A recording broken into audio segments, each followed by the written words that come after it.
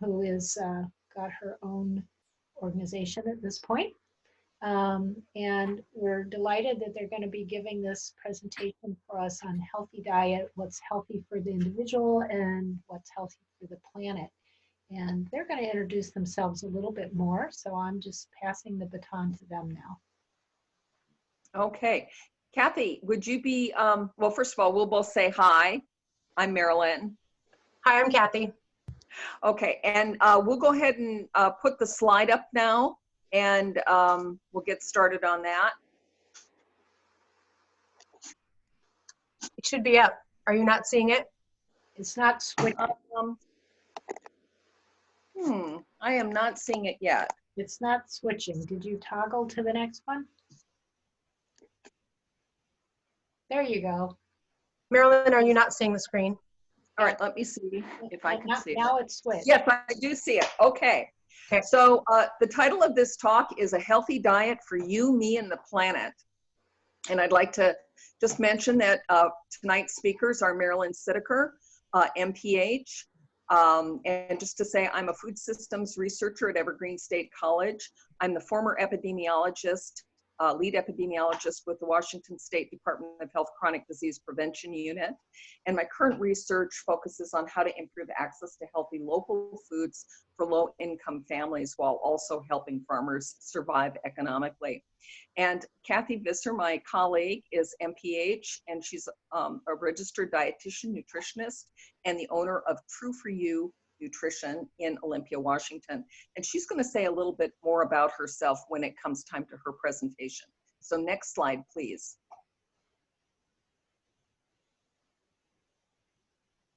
Okay, so let me go over the agenda for tonight. Tonight we're going to talk about, we're going to spend the first part with me talking about findings from a recent scientific study on the impact of various foods have on human health and also the environmental impacts of those foods.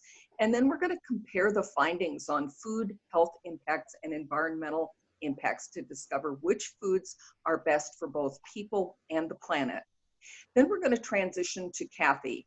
I'm going to talk for about 30 minutes, and then we're going to transition to Cathy, and she'll introduce herself in a little more detail, and she's going to talk more about practical tips on the components of a planet-friendly or plant-forward diet, and how to transition to a healthier, more planet-friendly diet. Then we're going to have question and answer time and time for discussion, and then we're going to turn things over to Lynn, and Lynn is going to have a little time where she can talk about an invitation to join a support group for folks who want to make dietary changes for better personal and planetary health in the company of other people.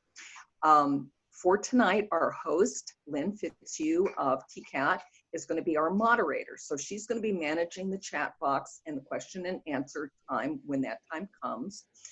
She's going to post the slides and the recording of the webinar on the TCAT website later for those who want to hear it. So you don't necessarily have to take detailed notes if you don't want to.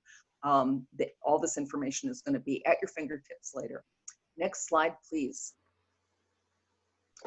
So the study we're focusing on tonight, and it's listed at the bottom of this slide, is one by Clark, Springman, Hill, and Tillman from 2019, and it's entitled Multiple Health and Environmental Impacts on Foods. The rationale for this study is a recognition that 9 of the top 15 risk factors for global mortality are diet-related. Further, diseases associated with poor diet quality like coronary heart disease, type 2 diabetes, stroke, and colorectal cancer account for 40% of deaths worldwide. Further, agricultural food production contributes to 30% of greenhouse gas emission. It also causes nutrient pollution that's ecosystems, and it occupies 40% of the land use and accounts for 70% of water withdrawals from rivers, reservoirs, and groundwater. Now, other studies have examined the relationships between food, health, and environment, but this study is unique because it's the first one to break down diet into separate food groups and look at the impacts in terms of quantities that ordinary people would consume on a daily basis. Okay, going on to the next slide, a little bit about this study. Now, for this study, diet was broken down into 15 different food groups. So there were 15 different food groups that were examined. And these food groups were examined in terms of their health impacts and environmental impacts, first separately and then in relationship to one another. Now, the food groups that were looked at are whole grains, fruits, vegetables, nuts, legumes, potatoes, refined grains, fish, dairy, eggs, chicken, unprocessed meat, processed meat, sugar-sweetened beverages, olive oil. And all of these things are going to be written on a later slide, so you don't have to write them all down. The 5 health impacts that were examined were based on consuming 1 extra serving per day from each of these 15 food groups.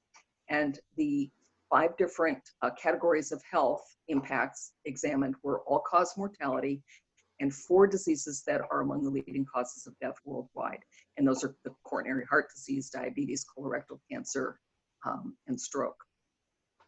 Now, the data for that part of the study came from 19 dose response meta-analyses. So they're very high quality studies. They're international, worldwide, and they included tens of millions of individuals. So there was a wide diversity of ages in this study, ethnicities, socioeconomic status, and many countries were involved. So it is a very high quality set of data that they are and studies that they are drawing the information from. However, it must be said, and this is a caveat, that most of the studies involved the higher income countries like Europe, United States, and Canada. Those were the studies that had been done. So on average, the study cohorts tended to eat a Western style diet. So that means one that's high in calories, sugar, refined and processed foods, animal products, and also low in whole grains. So this average Western diet was the baseline diet. And the health impacts were calculated based on the added risk of death and disease from eating 1 additional serving for each of the 15 foods. Now, I want to make a couple comments at this point. One is that there is limited generalizability to maybe Asian countries or African countries, countries that don't follow the predominantly Western diet. So there are limitations to this study. But this study is good for us to look at because, you know, we do live in a country that does tend to go toward an average diet. And of course, there are limitations in using an average Western diet because we know that there's a lot of variation within that. People eat a lot of different things. But this was sort of the baseline that they used for doing this study. It also might seem a little weird to say, well, 1 additional serving of food, that seems like a little weird way to think about calculating risk.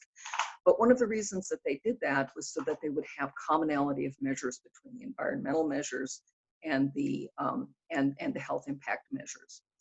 So the environmental impacts that they looked at were couched in terms of producing that extra serving of food above and beyond the standard average Western diet. And once again, they looked at the 15 food groups.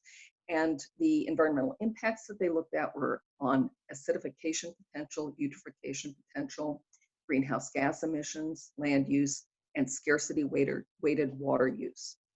And once again, the environmental impacts were calculated in terms of meta-analyses of life cycle assessments based on production, manufacture, use of agricultural seed and inputs, and cropland.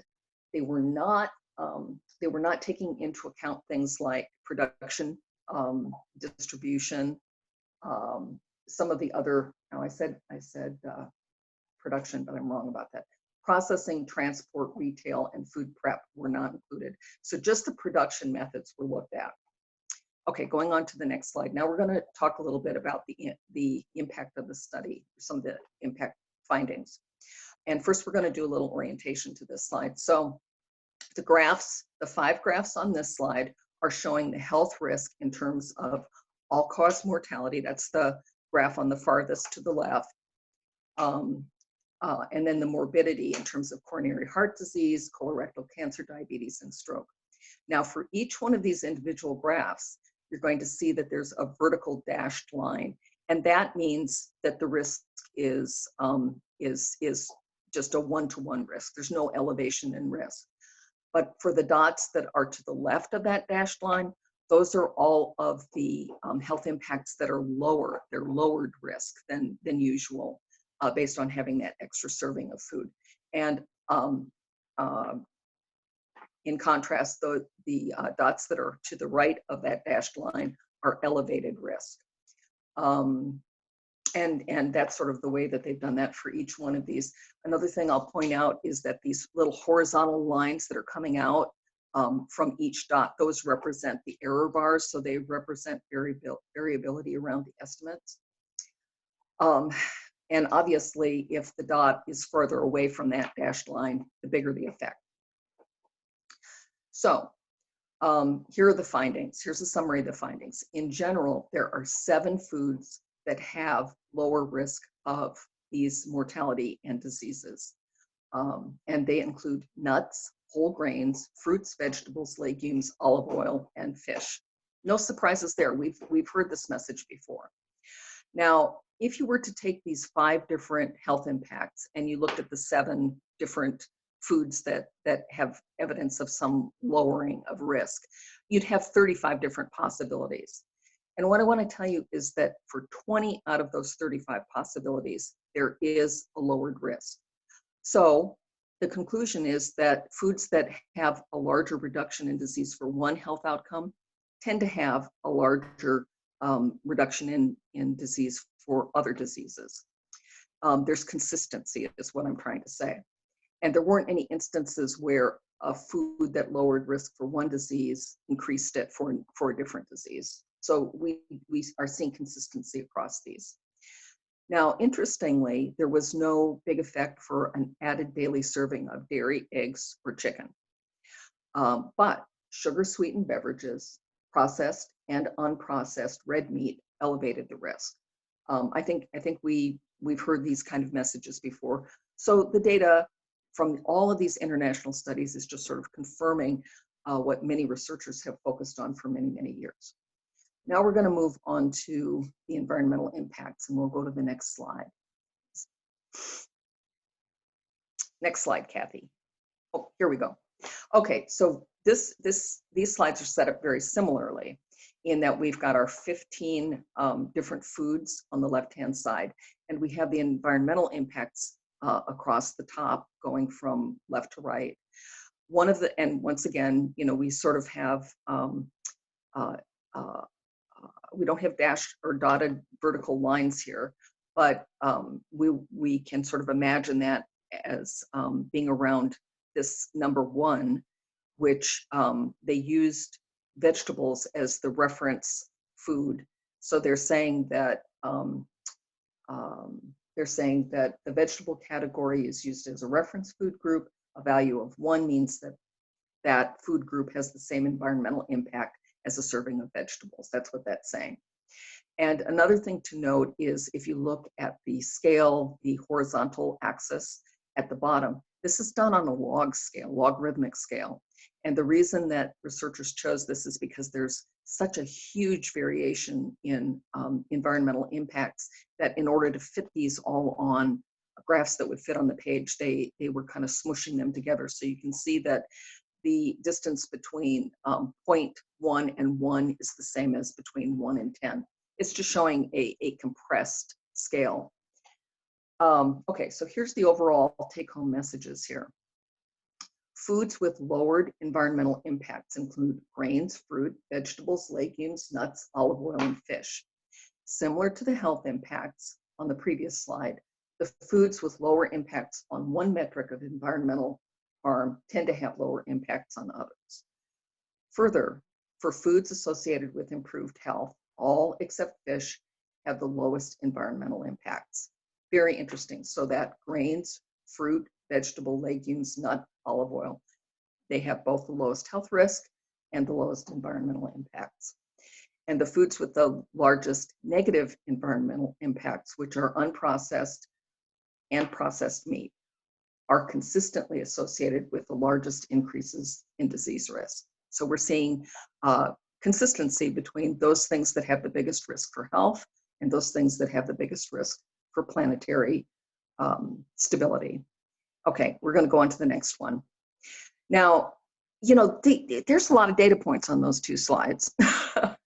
And it's kind of hard to keep all those ideas in your head all at once. So what researchers did was they constructed a way for us to visualize, to be able to see both the health risks and look at the environmental risks at the same time. So what they did was they took for the value of each health and environmental impact, and they sorted it into 4 different categories from the lowest to the highest risk.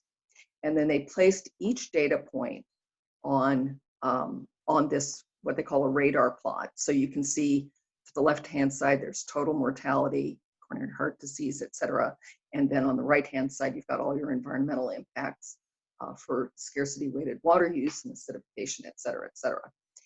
And basically, once these data points are all plotted on this radar plot, you will be able to see visually that those foods that would have the lowest health impacts and the lowest environmental impacts would tend to be very concentrated within this inner circle. And as you get greater and greater risk associated with that food, that one serving of food, you're going to go further out on the outer ring of this circle. So the next slide, please, is going to show us all of these 15 food groups all together. Now, I know that this is might be a little bit hard to read because the lettering is pretty hard, but basically what we're seeing here is just a confirmation of what we saw in looking at the conclusions from those previous 2 sets of graphs, those previous 2 slides, which is food associated with improved health also have the lowest environmental impacts. So you can see consistently that when we look at these healthier foods like whole grains, fruits, vegetables, nuts, and even the legumes, potatoes, refined grains, these all tend to have fairly tight concentration of data points around that central core. Whereas the things that are a little bit riskier for health and certainly riskier for the environment tend to, like the red meat and the, on the far left, the unprocessed red meat. And those 2 are very consistently spread out to the outer rings. Now, I don't have a pointer here, but I'm going to ask you to take a look at that sort of in the upper row in the middle, the graph for nuts. You will see that for health, nuts are pretty healthy for us, and those data points are plotted fairly close to the center, whereas if you would actually look at what point we're looking at, nuts have a high demand on water use and a high demand on land. So they're not as great for the environment. So there are some anomalies. Similarly, if you look at the slide for chicken, or at the graph for chicken, which is a little bit more to the right on that top row, you can see that chicken is not totally unhealthy for you. It's kind of neutral, but it does have a higher environmental impact. So it's just interesting to take a look at these things. Now, we'll go on to the next slide, and we will see that on this particular slide, the researchers have, they've averaged the relative environmental impacts, and that is the vertical axis on the left-hand side. And once again, you can see that this is a logarithmic scale. And then they've plotted the relative risk of mortality, which is the horizontal scale. And you can see, once again, they've got that dashed line in the center showing, you know, a risk of 1. So there's no greater or no lesser risk. And you can basically see that all of the healthier vegetables and nuts and grains, et cetera, are all kind of clustered in the lower left-hand quadrant of this graph, showing that they have relatively protective effect, actually, not just lower risk, but actually a protective effect when it comes to mortality and chronic disease. And they're also moderately impactful, or low, they have a lower impact on the environment. The most extreme, once again, in terms of health and environmental impact, are unprocessed red meat and processed red meat, with chicken, fish, and dairy being, kind of neutral on health, but having a higher environmental impact right there in the center. Now, if you go to the next slide, Cathy, the Journal of the Economist last year took these data and they kind of repackaged it a little bit. What they did is they eliminated that logarithmic scale and they put everything on sort of a consistent scale. And but they kept the horizontal axis the same. And the reason that they did that is, or what I'll say, the effect of doing that means that all of the healthier foods, the vegetables, nuts, potatoes, etc., are all kind of clustered together. In fact, they're so much on top of each other, you can't even see some of the labels. And you can't really tell the difference between them because they don't have that advantage of that logarithmic scale that tends to let you see the little fine differences at low levels. But what's interesting to me is that it's very clear. You can see that the unprocessed red meat has a much higher environmental impact, although a lower health impact. And that's, I think that is because these tend to be the ruminant animals that also contribute to the methane, to the greenhouse gases. And the processed red meat tends to be really pretty bad for your health, maybe less impactful on the environment, but still those two are the worst in terms of environmental and health impacts. Marilyn, could you clarify about unprocessed red meat and processed red meat? For a minute, I thought I was understanding it, and then I realized, wait a minute, we don't mean cooked or uncooked here. So what do we mean by unprocessed? No. So processed red meat would be bacon and smoked hams, the cured meats that have the nitrates in them. Okay, got it. Great. Yeah, and generally those have lower serving sizes. They tend to have lower serving sizes, and they tend to be different animals included. So the processed red meat, I would think that's more hogs, and the unprocessed red meat would be predominantly, well, they're all ruminant animals. That's my understanding. When we talked about environmental impacts and what's included in this, we said that it didn't include processing or transportation or cooking and that sort of thing. It also doesn't include food waste, which we know is a huge contributor to greenhouse gas. And Cathy's going to talk about that a little bit, but I didn't want this, I didn't want my portion to go by without at least acknowledging that food waste is a very important contributor to climate change, and it's not included in this study, this particular study. Now, we're going to go on to my last slide. This is also from that article in The Economist, and you can see the reference to the left.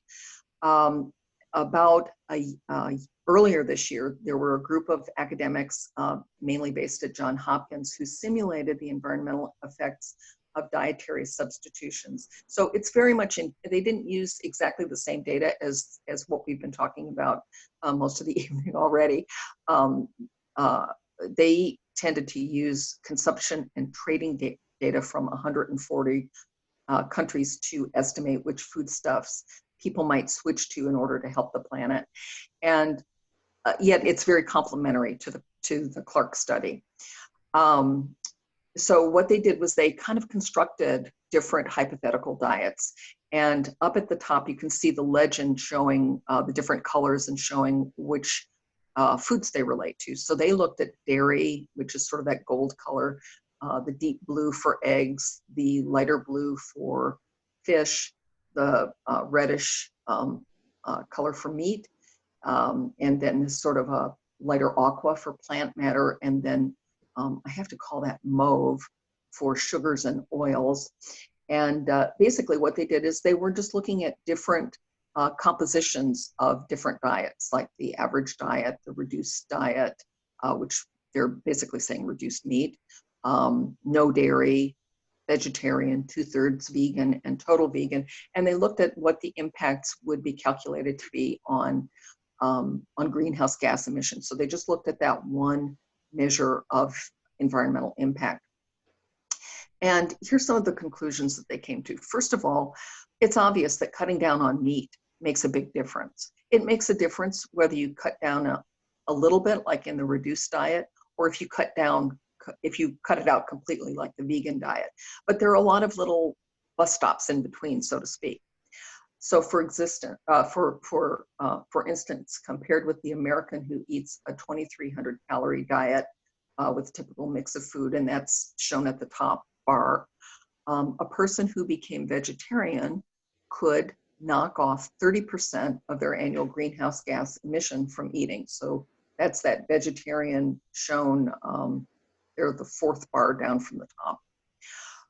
But it's important to keep in mind that that vegetarian diet is showing a lot of dairy in their diet right now. And we want to keep in mind that dairy, at least traditionally produced from methane emitting cows, is still costly to the environment. So an environmentally conscious omnivore could get a similar reduction if instead of cutting down on meat, instead they cut down on dairy. So if they had less dairy, but still had a little bit of meat, they would get a similar kind of reduction in greenhouse gas emission. A better option would be to go vegan for 2/3 of their meals, while still occasionally indulging in some animal products. And that's the second to the last bar, showing a more moderate use of meat and much reduced dairy. That person could reduce their greenhouse gas emissions by 60%. And absolute veganism, unsurprisingly, is the most environmentally friendly. And those people could claim to have knocked off 85% from their carbon footprint. So that concludes my portion of this slide presentation. And I guess we could, if there are any burning questions, we could take one or two questions. Hi, this is Chris. Thank you for that. It's really interesting. In the environmental impacts, they weren't really looking at biodiversity loss and the impact of monocultures, which is going to affect especially the grains and legumes consideration. And I say that as a vegan, so I'm not trying to poke holes. No, I appreciate it. You know, one study cannot do everything. And yeah. I really like the study. I know probably a lot more about the nutrition than I do about the environmental impacts. And I really liked it because I felt that it was a well done study, and it did something that's very unusual, which is pull together data from two different disciplines and find some commonalities and come out with some practical suggestions that people could use as guidance for their diet. So I appreciate you bringing up that point, Chris. Any other quick questions? I have a question. This is Pat. And I have a question about where the egg showed up. I noticed in your chart on the health aspect of it that the processed or unprocessed meat, I think, anyway, the eggs were worse than meat health-wise. So I've been here, used to be that eggs were good for you, then you heard only 1 egg a day. Where does the egg thing fall out right now? Well, okay, let me take a look at this again.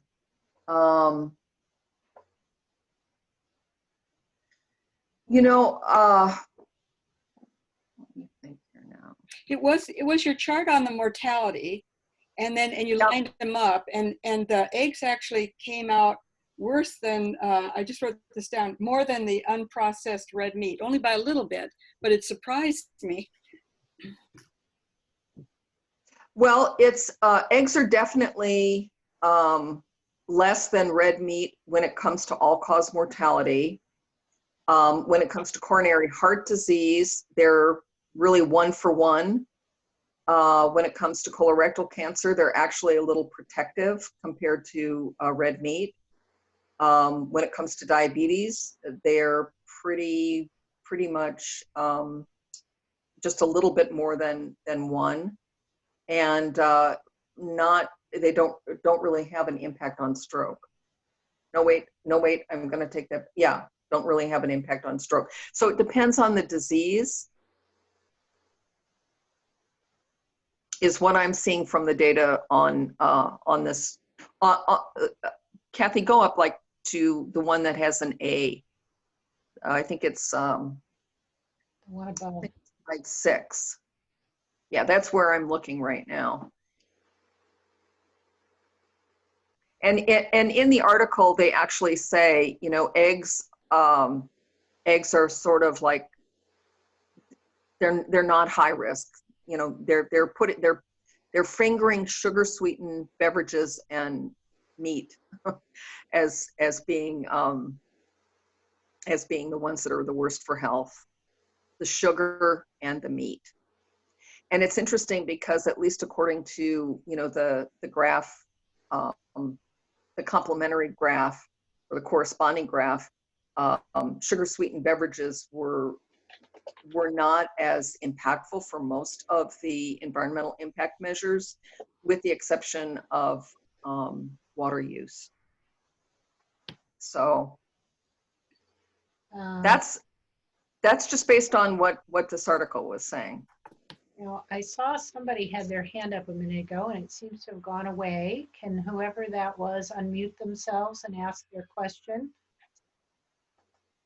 Yes, I was looking at that one graph, which the questioner prior to me mentioned that it was so close, eggs and processed meat were so close. And I'm thinking, was that not the environmental impact of eggs and unprocessed and processed rather meat?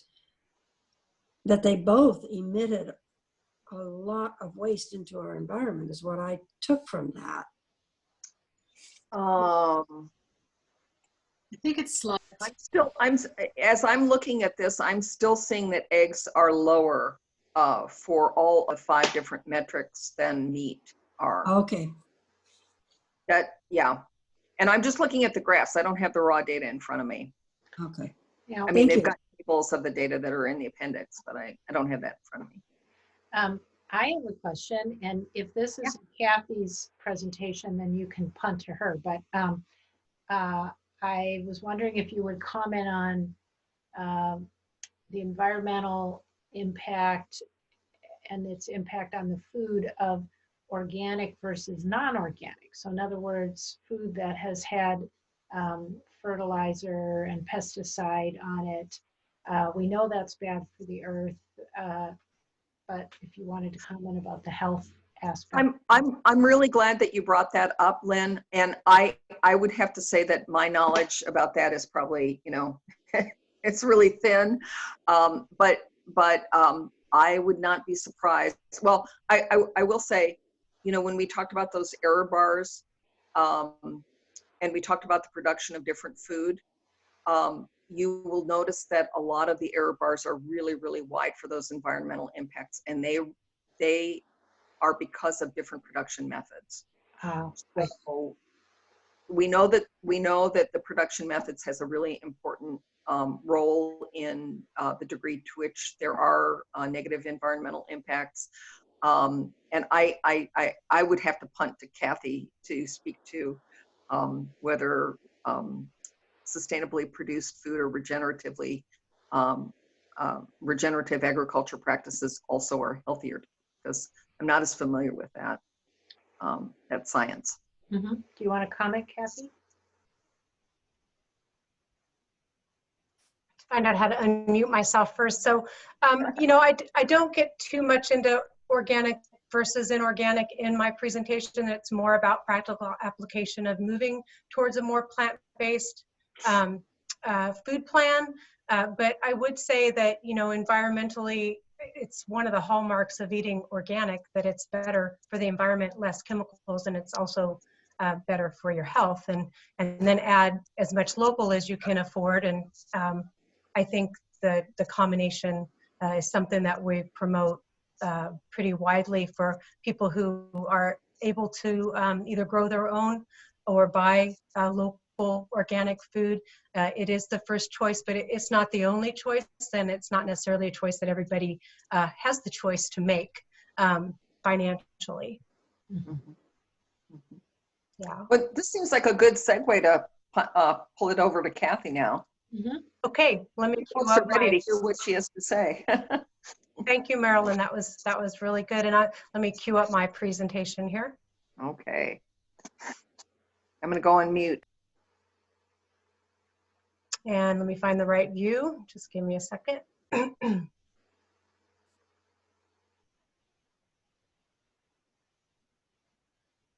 Okay.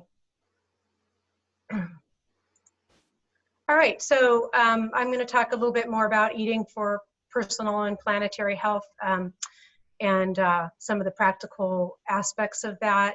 Again, my name is Cathy. I'm a registered dietitian, nutritionist, a certified intuitive eating coach, and I have a private practice called True For You Nutrition. I'm going to tell you a little bit about my personal eating style and my philosophy, and then we'll talk about some of the food plans that are less impactful on the environment, better for your health, and some practical tips for making that happen and for you and your family. So my basic food philosophy is one that's non-judgmental. And when I say that, I mean, I see people where they're at, and there's lots of different circumstances that dictate how we eat or what we eat. So I try not to see people's eating as a moral imperative. I have an anti-dieting philosophy, and I'll talk a little bit more about that on the next slide.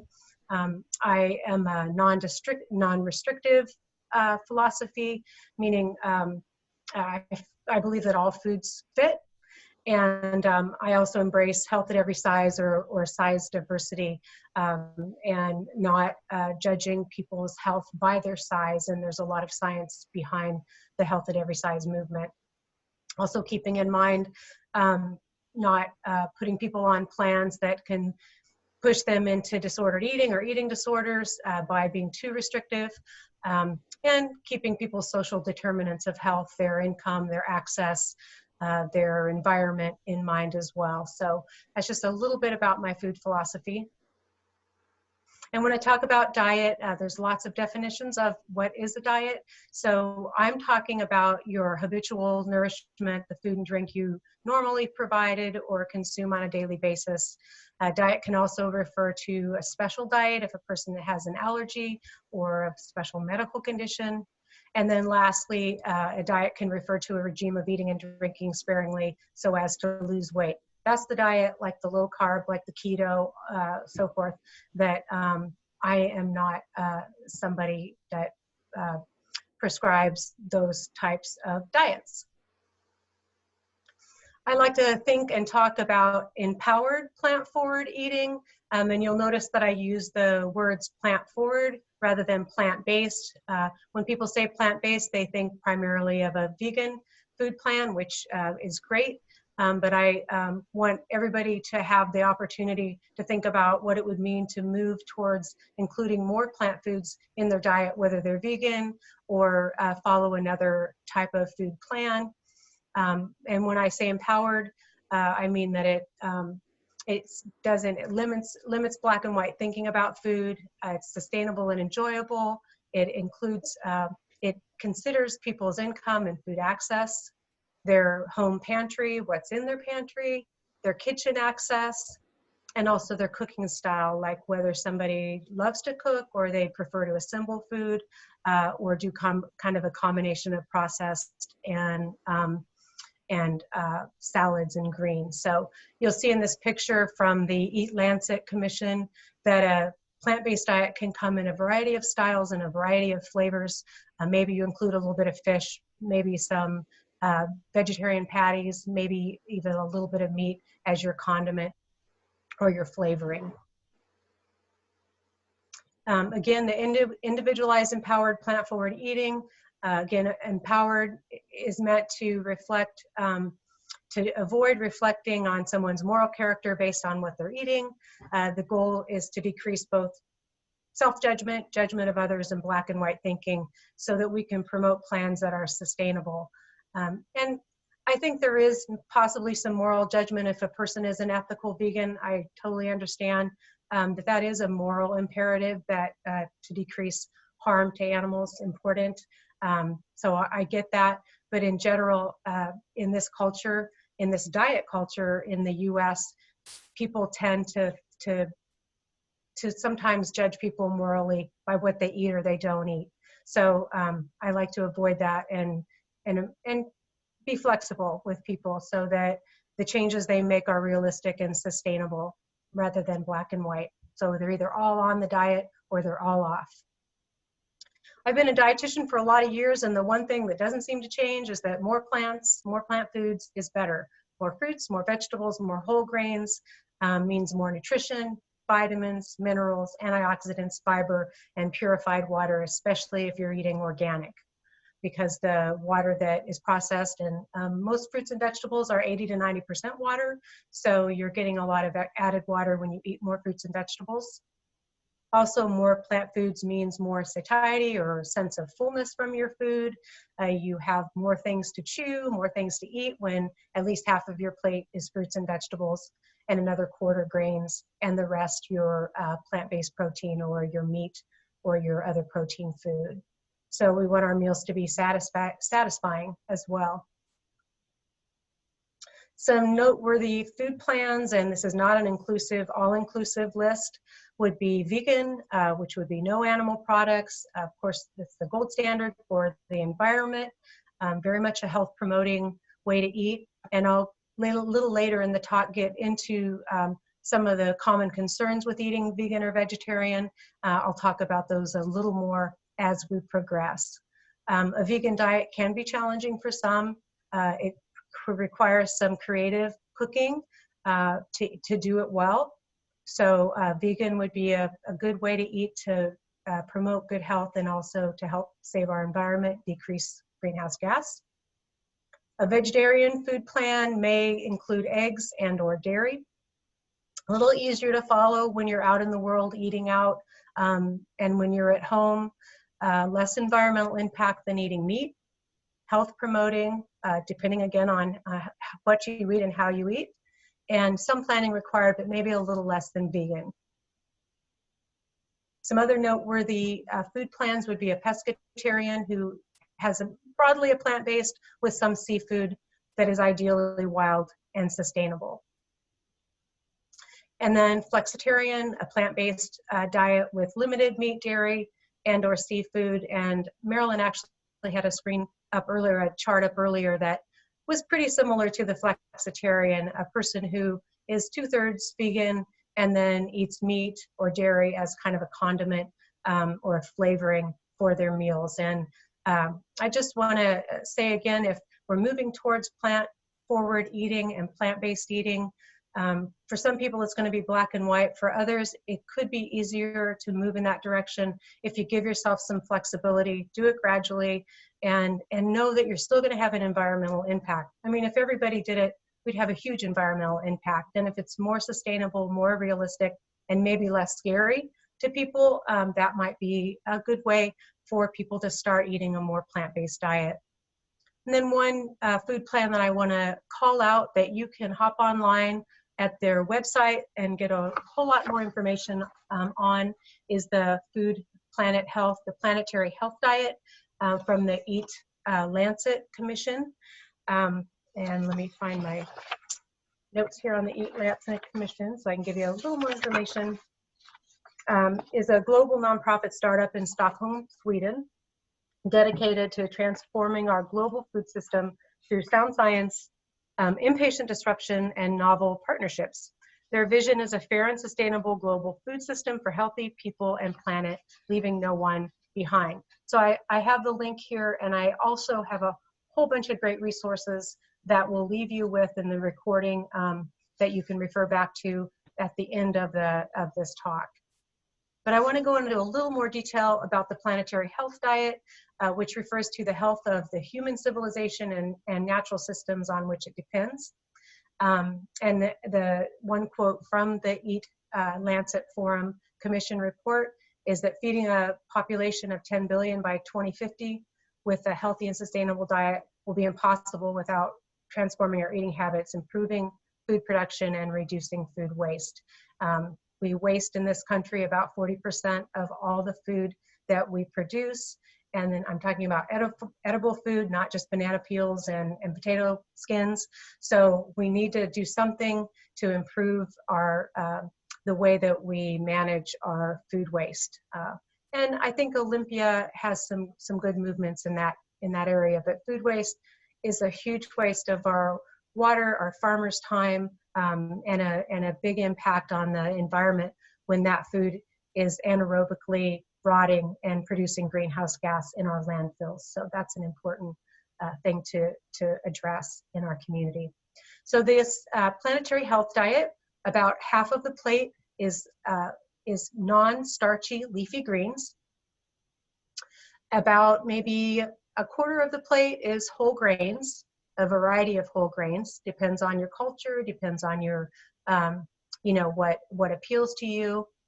You'll see the little sliver of starches there. That would be mostly potato, cassava, or also known as manioc. So outside of the US, one of the staples, if you were in Africa or South America, might be corn, might be cassava or manioc. You know, not necessarily wheat as in this country and some of our developing countries.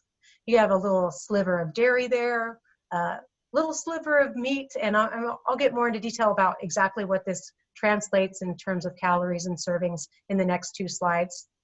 And then a nice generous portion of plant-sourced protein. So moving more towards plant-sourced protein like tofu, like our veggie burgers that you're seeing a lot of, like the good old beans, pinto beans, refried beans. I like to think of beans as a superfood.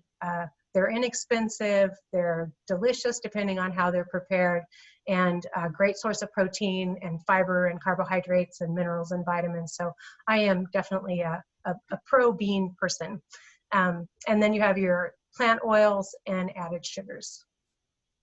The next slide breaks it down a little further and also notes another quote from the Eat Lancet Forum, that in order for us to move to a diet pattern that will be sustainable globally to meet our growing population, in general, we're going to need to decrease our red meat and sugar by about 50% and increase our consumption of nuts, fruits, and legumes by 100%.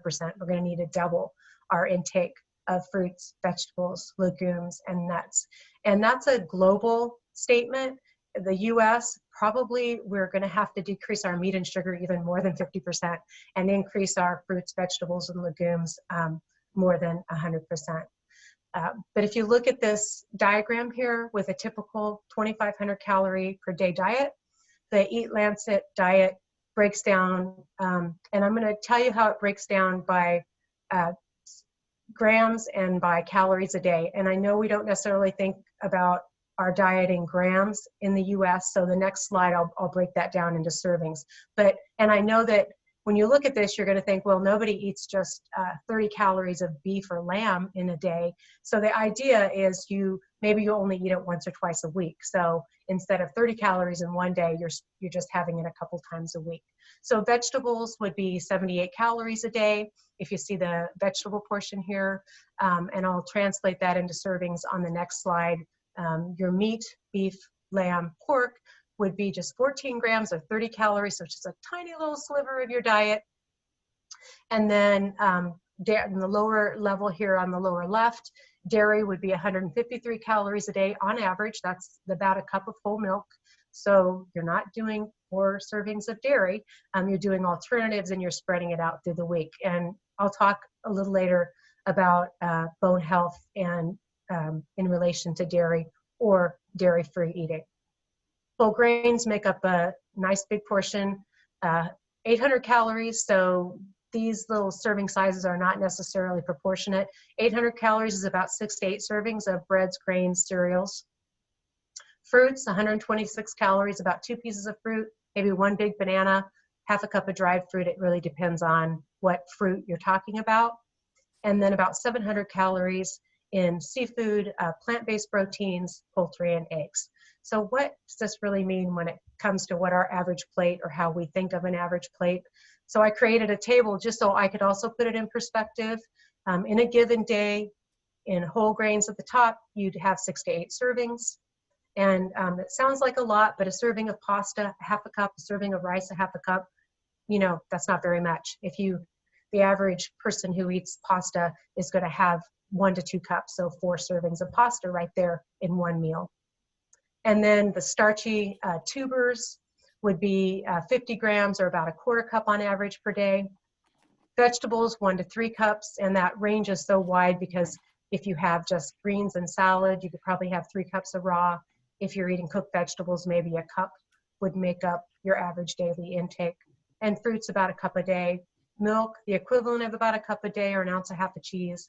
And again, I'll get into, it doesn't have to be dairy, but this is what the Planetary Health Diet is saying. If we limit our intake of the dairy, it's pretty much in line with what Marilyn said, limiting your intake of dairy, meat, eating meat alternatives, we're going to have a healthier environment and a healthier person. In a given day, we wouldn't want to eat more than 30 calories of beef, lamb, or pork. Again, that's hardly anything, like a half a thin slice, but the idea is you're just going to eat it once or twice a week instead of every day. Same with chicken or poultry. Same with eggs, just a couple eggs a day, maybe 2 or 3, a week, maybe 2 or 3 eggs a week. And then fish, again, maybe 2 or 3 times a week. And legumes, about a cup of cooked beans per day. So that would be a generous way to get your protein every day. Low impact on the environment, great impact on your health.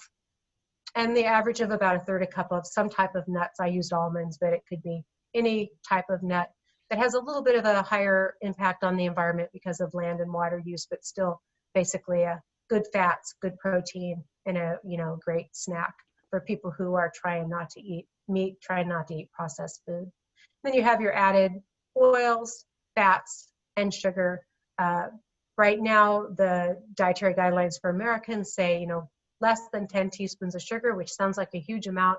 It's very easy to get that if you eat any condiments, ketchup, maybe a sweet here and there. It's pretty easy to get that amount of added sugar in your diet. So that kind of breaks it down, what they call the Planetary Health Diet. You're obviously not going to eat all those different things in one day, but the idea is the emphasis on fruits, vegetables, whole grains, and alternative plant proteins, and then just using milk, dairy, if you use them at all, if you eat them at all, and meat as a condiment. Some common concerns with plant-forward eating: I won't get enough protein. Well, right now, the average American eats at least twice the amount of protein on average that a person needs per day. If you're a meat eater, you need about the serving size of a deck of cards, not very much. And it's easy to get that with non-meat alternatives. If you're someone who likes tofu, there's a variety of ways you can incorporate that into your diet. Beans are a great source of protein, like we've said, nuts, seeds. There's just really a lot of alternatives. And then vegetables, grains also contain small amounts of protein. So it's pretty easy. The average female needs 60 to 80 grams a day, the average male 80 to 100. And so it's pretty easy to get the protein you need with a little bit of thought and planning. A common concern is that you have to combine proteins, your grains, and your legumes to make a complete protein when you're trying to get your complete protein from non-meat sources. So meats are a complete protein. They contain all the amino acids. Plant proteins like beans and nuts and seeds are not a complete protein, but you do not have to eat your beans with your tortillas or your rice with your beans at the same meal, just in the same day. So your liver can hold those amino acids and assemble them as you eat different varieties of foods throughout the day. So we don't have to worry so much about combining plant proteins to make a complete protein as we did in the old days of vegetarianism and veganism. Calcium, a common concern. Oh my, I won't have enough calcium in my diet for bone health. I just want to say that dairy is not required for strong bones. And that really hit home to me when I was a Peace Corps volunteer, surrounded by people who didn't eat any meat, didn't drink any dairy at all, and were really quite strong, and got most of their calcium in their diet from greens, from nuts and seeds, and a variety of foods. So there's lots of ways to get calcium into your diet that are non-dairy. Now, that doesn't mean that, I'm not against dairy food in the diet, but it's not required to have healthy bones. You also need vitamin D from the sunshine, protein, all components of good, healthy bones. And if you are a vegan or someone who feels like you may not be getting enough calcium, you can always supplement your diet. The other thing that builds strong bones is as important as what you eat, is doing some type of weight-bearing exercise like yoga, brisk walking, weightlifting, regular exercise that puts stress on your bones to keep your bones strong. Oops.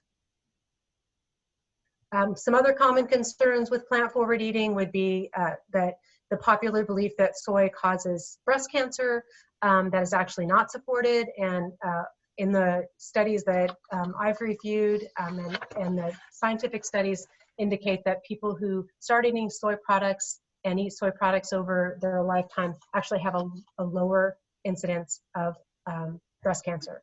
So that's not supported. And then you may hear, it's common to hear, well, I don't want to give my kids soy milk because they have estrogen-like effects, especially for boys and men. Also not proven in the science. That being said, just like anything, I would say a variety of foods is important. Maybe not just concentrating on soy foods as your protein, but having a variety of foods in your diet. And tofu and soy is optional if you're plant-forward eating, whether you're vegan or vegetarian. It's just an easy way to get your protein if you're not eating meat, one of the easier ways, but not required. There's lots of other ways to get the protein you need in your diet. Tofu can also be, one way to eat soy is tofu, can also be a good source of calcium if it is set with calcium, so you have to check the label. Some tofu is, some tofu isn't set or hardened with calcium. Special considerations, especially for people who are vegan, would be vitamin B12. You should, if you're vegan, take a supplement of B12 because it's almost exclusively found in animal products. And you need the B12 to produce blood cells and avoid anemia. So I gave you what the National Institute of Health recommends for the minimum amount that a person would need. And it is recommended if you're vegan to supplement. Iron, another concern, component of blood cells, mostly found in meat, but there are also many non-animal sources of iron in the diet. The average woman who is still is premenopausal needs about 18 milligrams per day, and all other people, men and women who are postmenopausal, only need 8 milligrams per day. The caveat would be if you're relying strictly on non-animal sources of iron, you should double that because non-animal sources of iron are absorbed less readily than animal sources of iron in the diet. And consider eating vitamin C foods with your iron, your foods that contain iron, so you increase absorption. Vitamin C rich foods like maybe tomato sauce with maybe you have a chili beans with tomato sauce, or citrus fruits and vegetables often contain a lot of vitamin C. But vitamin C does help you absorb your iron. If you take an iron supplement, you might also want to take a multivitamin with vitamin C or a vitamin C supplement. Just a couple practical tips for moving toward a plant-forward food plan would be start slow, add 2 or 3 meatless meals per week rather than necessarily going black and white. That may work for some people, but a lot of people who decide, tomorrow, that's it, I'm going completely meat-free without some planning and gradual, moving in that direction may work for a while, but doesn't always work for the long run. So to set yourself up for success, I would say, you know, start out with a couple days a week that you go meatless, or a couple meals a week. Tailor your food and your recipes to your time, your budget, your access to a kitchen. You know, stock your pantry with the things that you need to be successful. And I don't know about you guys, but I've been watching a lot of great cooking YouTube videos, and I've learned to make vegan cheese out of fermented vegan cheese out of sunflowers, out of pumpkin seed, out of cashew. I'm making my own oat milk, just doing a lot of things that before quarantine I would have liked to have done, but I was buying them instead. So YouTube is a great way to find out how to make some healthy vegetarian and vegan foods. And then there's other resources in the community as well that I'm going to share at the end here. But learning to cook tasty vegetarian and vegan foods, doing some planning, either learning to cook those foods or learning what you need to have at home to assemble a good meal that is vegan or vegetarian or just plant forward is very important. So I believe in some good planning and learning how to cook, because if you're not enjoying your meal, you may not be able to sustain it. Not all vegetarian and vegan foods are healthy, so that's not going to surprise you. French fries, you know, different sweets and so forth can, and processed foods that are vegan or vegetarian are not necessarily healthy. So choose wisely, be flexible if possible, be kind to yourself during the transition to more plant-forward eating. Do some planning, and most of all, come up with a food plan, I think, that is enjoyable, because eating is one of the great joys in life. So that is the main thing that I had. I just want to touch on a few more things. I'm going to include some good resources. One of the little caveats I like to tell people, and you may all already do this or know this, because there's so much information on nutrition out there in the cyber world, I encourage people when they're searching a topic like vegetarian or vegan nutrition to include and.edu or and.gov to get the most reliable information. So you're getting it from an educational institute or a governmental institute. It's going to give you the most reliable nutrition information.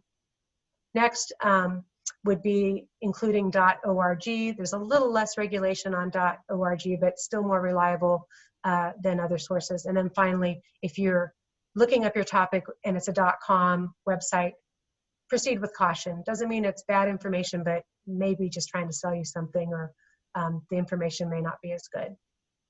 I'm not going to go into great detail on these resources, but I think the Vegan Resource Group is a great website. This USDA National Agriculture Library link is a whole bunch of links to wonderful vegetarian and plant-based eating websites. And then local access, for local access, I included the Thurston County Buyer's Guide, basic food, how to get basic food if access is an issue, EBT, food stamp matching programs at Olympian and Tumwater Farmer Markets are available for people who have food stamps. The Thurston County Food Bank gives out a lot of really super healthy food. I'm always just amazed and pleased by what they have available. Farmer Market Senior Nutrition Program and WIC program is coming up. Now is the season if you qualify for those programs. And of course, Grub is building garden beds and educating people, selling CSAs, and then they'll also be selling from their farm stand. So I think here in Olympia, we have a lot of great resources for eating well. And I just wanted to provide kind of some basic tips and ideas for moving in a plant-forward direction. So that's what I have. I'm willing to take a few questions just specifically about my presentation, and then we can open up to the whole presentation for Marilyn and me, and we're willing to stick around and as long as we can. And thank you for listening. I have a question. I'm Lyndon Bentley. I have a question about soy in particular. I find it very, very difficult to find organic soy. And I've also been cautious about how production of soy and tofu is very water intensive. So not necessarily very good for the environment. The production of soy. So you mean tofu? Yeah, like tofu, yeah. And yeah. Yeah, I can't really speak to the amount of water used for tofu production. I'm sorry about that. I have purchased and seen organic tofu at our local co-ops. If somebody else knows of other resources, maybe chime in and share. But I do purchase on occasion organic tofu from the Olympia Food Co-op. Anybody else? This is Sam. I don't have a question. I just want to thank you for what I thought was a really impressive and a great presentation. I'm talking about both of you too. My wife and I had started back with concern of these types back in the 1970s and have continued. I've never become vegan, but I'm largely vegetarian. And I really was impressed with your flexibility. It's not a hard line, one thing or the other.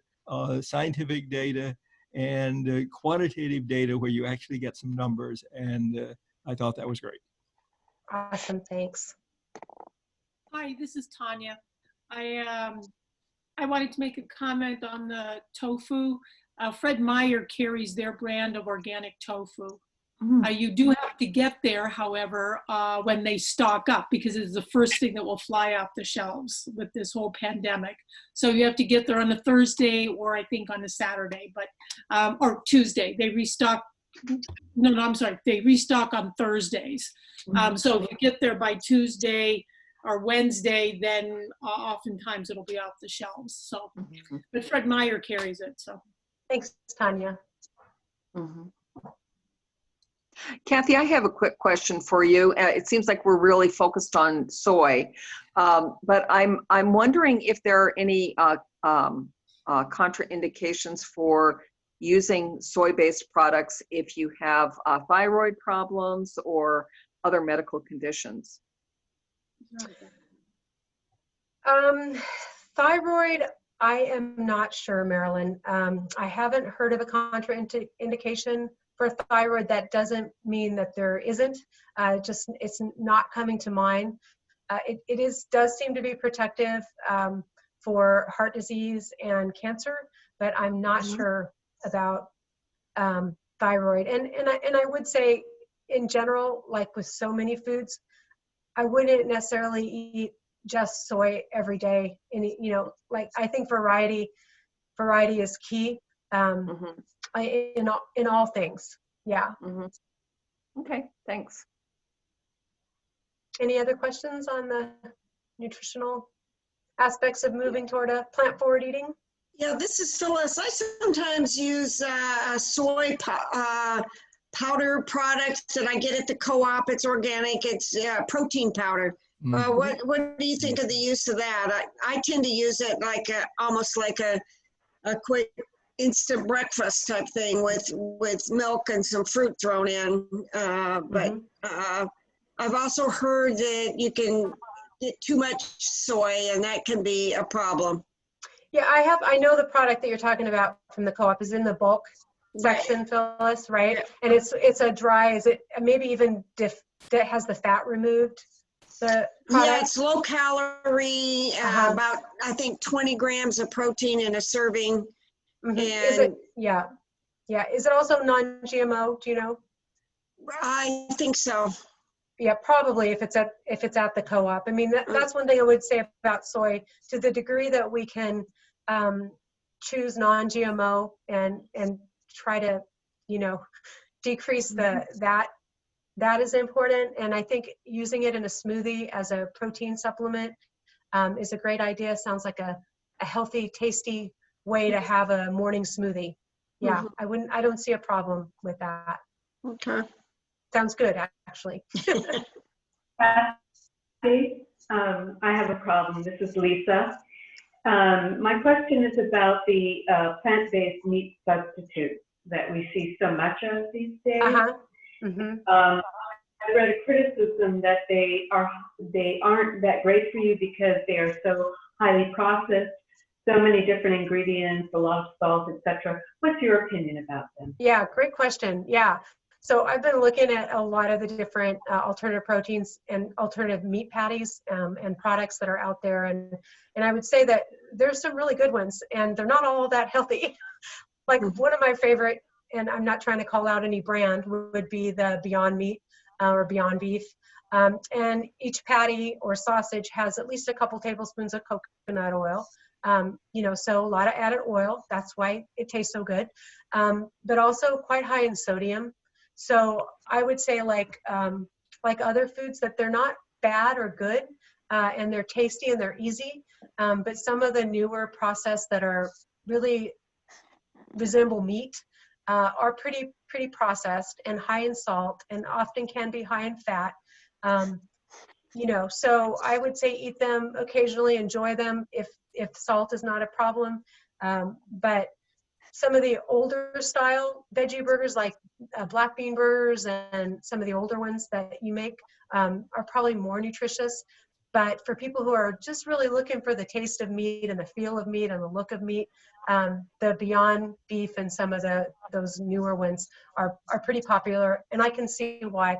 I'm trying to recreate it in my own home. I haven't quite hit it yet with pea proteins and my own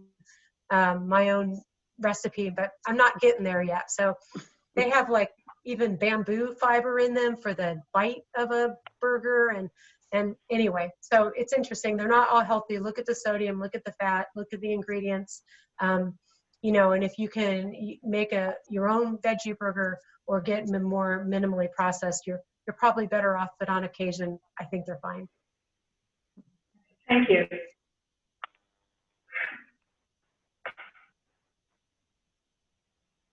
Anybody else?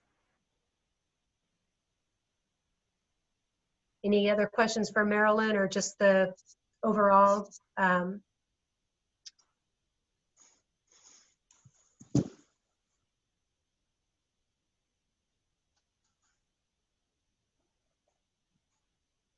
So this is Lynn, and I was trying to share something, but I had myself muted. So let me try over again to do that. This is a slide to just sort of emphasize something that Marilyn was talking about. So this slide is about. Could you make it full screen? Yeah. Let's see, from current slide. Here we go. So this is about the environmental impact again, and it shows you each food type. So at the bottom here is lamb and then beef. So your red meats that Marilyn was talking about. And you can see at the top of the screen the different, they kind of compare it to driving a car, the same environmental impact of driving a car. And so the two red meat ones there are literally driving off the screen. And then we have cheese, pork, salmon, turkey, chicken, fish, eggs. Whoops, oh, that wasn't what I wanted to do.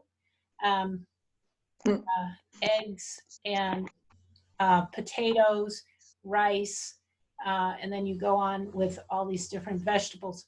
So that is corresponding very closely to what Marilyn was saying before about the environmental impacts and the health impacts. But I've had a lot of people, when they're trying to do Meatless Monday, kind of want to know about like which meats are worse and why are they worse. And for those Northwestern folks here looking at salmon being kind of bad on there, it's actually bad on there because they're assuming that it's being shipped across the country. Most parts of the country you would have to fly the fish to you. So it's not quite as bad when you're here. So I'm gonna— Or it's farm raised. Yeah, right. Yes, or it's farm raised, you're right, which would be another bad thing. So I'm gonna take that down. Do you two want me to go on to talking about the support group part, or do you want to take more questions? Sure. If there's no more questions, it seemed like we were fading out there. Yeah, that's good. But I did want to just mention, because I forgot to say this in the introduction, that the way that Cathy and I know each other is through the South Sound Food System Network. And that is a group that is very much focused on, it's really kind of a multi-agency and interdisciplinary approach to strengthening our local food system. So we have people who are concerned about helping low-income people eat healthy. We have folks that care about farmers. We have people who care about sustainable agriculture and preserving farmland. We have people like Lynn, who is a member, who is representing the environmental concerns, and that's how we know each other. And we didn't put that on as a reference, but I just wanted to mention that. Mm-hmm. Yeah. So moving on to talking a little bit about the support group idea. So Thurston Climate Action Team has a number of action groups that work on different things. So we do have a food and agriculture one, and that's because of the environmental impact of food, and specifically the greenhouse gas impact of food. And when you look at things like the book Drawdown, the number 3 solution is not wasting food, which Cathy referenced the fact that Americans wind up wasting 40% of their food. And some of that gets wasted on its way shipping to us, but we throw out 25% of what we buy, sadly. We waste that much food. So food waste is number 3, and then number 4 is moving to a plant-based diet would be out of 80 solutions ranked in Drawdown, it would be the 4th most significant one. So that's why our food action group has wanted to, kind of promote food solutions to climate change. And as someone who has myself been vegetarian since I was 21, and I move at different times to different things. Right now I'm pescatarian, so I do eat fish right now, and I've moved around a little bit over the years on that. I know from talking to other people that when they try to move in this direction, depending on how many years you have cooked a certain way, it's a little intimidating. People will be like, well, I have my certain fixed recipes that I always make, and my partner really just loves meat, and there are these different things that wind up being obstacles for people when they're trying to make this change. So I think people make the change better when they have help and support from each other. And I've had a number of people say to me like, "Ooh, you're vegetarian. Do you have good vegetarian recipes?" And I have to say, one of the secrets for me of how I have been a vegetarian for so long is early on, I got a cookbook that was called The Quick and Easy Vegetarian Cookbook. Like a lot of vegetarian meals take over an hour to cook, and I would never have been able to do it with those. So, I found they were not vegetarian junk food. They're healthy ones, but they just were simpler and easier to cook more quickly. So the idea here is that some of you might enjoy being in some form of a support group that would involve things like sharing recipes with each other, talking about what you find to be barriers or difficulties. For some people, sadly, their family members really are the obstacle. And so talking about strategies of how to work with resistance within the family. And then, from my point of view, a lovely thing would be, can the group also kind of look at ways of bringing this information to the public, right? Because we've been sold a lot of misinformation actually about food for years, and people also don't really know what the climate implications are. Most people don't know how much impact meat production has on the planet, etc. So anyway, I'd like to hear some comments from people about, is that something of interest to you? And then I also want to encourage people either to voice it here now, or I'm going to put in the chat box my email address, which is lynn@thurstonclimateaction.org. So people can also email me if you'd be interested in being in a group like that. But I'd love to hear comments from people about what your thoughts are on that and what would be useful or helpful to you about that. So I'm going to open that up.